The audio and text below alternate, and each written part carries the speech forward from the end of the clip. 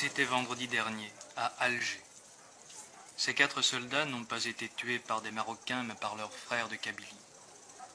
Des Djounoud ont été tués par des Djounoud, par ceux qui, un an seulement après la Révolution, accusent Ben Bella de n'avoir fait cette révolution qu'à moitié, et qui répètent la sentence célèbre « Ceux qui font les révolutions à moitié ne font que creuser leur propre tombeau ».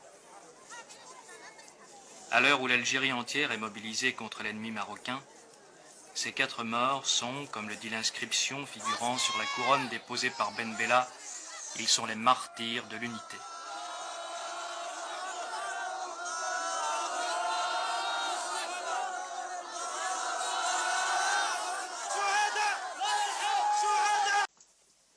C'est la résistance populaire et c'est la résistance individuelle. Nous avons dit qu'il n'est pas question pour nous, qu'il n'a jamais été question pour nous de faire sécession territoriale.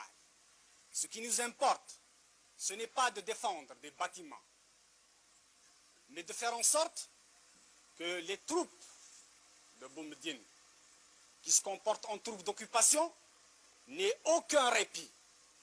La stratégie militaire que nous avons arrêtée, il n'est pas question de la dévoiler, mais elle est fondée sur la défense en profondeur. Elle est fondée sur la guérilla. Les troupes de Boumediene ont été harcelées sans répit par les nôtres.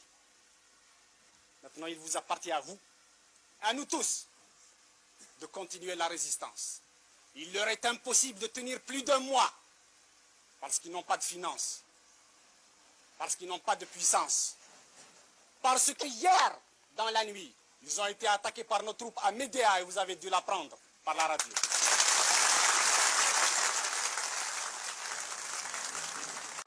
Cet endroit, les Algériens l'appellent la forêt sacrée. C'est ici, dans la forêt de chênes-lièges que domine Assasga, que fut tiré il y a bientôt 10 ans le premier coup de feu de la guerre d'Algérie.